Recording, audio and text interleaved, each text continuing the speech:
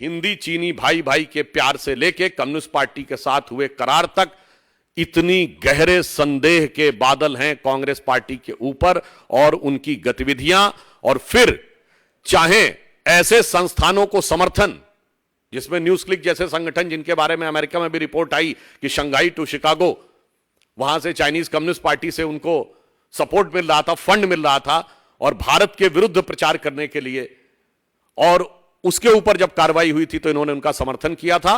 और पुनः हम इस बात को दोहराते हैं, आग्रहपूर्वक दोहराते हैं कि कांग्रेस पार्टी चीन की कम्युनिस्ट पार्टी के साथ हुए अपने करार को सार्वजनिक करे। क्यों? जब 2009 में, आप लोग जाके चेक कर सकते हैं, जब चीन ने हमारी सेना में अतिक्रमण किया था क्षेत्र में, तो उस समय ना सिर्फ विदेश मंत्रालय ने यह बयान दिया था कि यह ओवरप्ले किया जा रहा है, उस समय के पत्रकार पर चंद घंटों में एफआईआर दर्ज हो गई थी। कहां है भाई अभिव्यक्ति की स्वतंत्रता? तो अंत में मैं सिर्फ यह अनुरोध करना चाहता हूं कि आप सभी पत्रकार और देश की जनता, आज के सूचना क्रांति के युग में जब सारी सूचनाएं सार्वजनिक रूप से सहज उपलब्ध हो गई हैं, उन चीजों को देखे, दूध का दूध पानी का पानी हो जाएगा।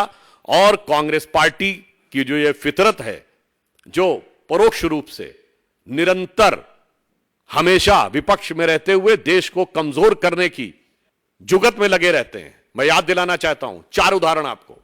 62 का मैंने उदाहरण दिया, संघ ने कैसे चीन के युद्ध के समय समर्थन किया। 71 की पाकिस्तान वॉर के समय अटल बिहारी वाजपेयी जी ने इंदिरा जी की भूरी भूरी प्रशंसा की, कांग्रेसी आज तक कोट करते हैं। 95 में पीवी नरसिम्हा राव जी के समय में, जिस समय जिनेवा में कश्मीर को लेकर पाकिस्तान प्रस्ताव लेकर आया था, अटल जी नेता प्रतिपक्ष के रूप में नेतृत्व करते हुए गए और सारा क्रेडिट नरसिम्हा राव सरकार को वहां दिया, जो विरोध था घर में आके किया।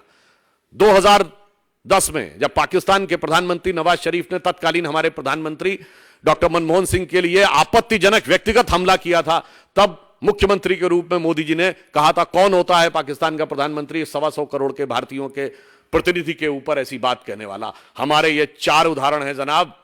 और आप आकर विपक्ष में क्या कर रहे हैं? इसलिए मैं कहना चाहता हूं कि एक जमाने में कांग्रेस कहती थी सरकार चलाना उन्हीं को आता है। अब जनता ने दिखा दिया कि सरकार चलाना किसे आता है।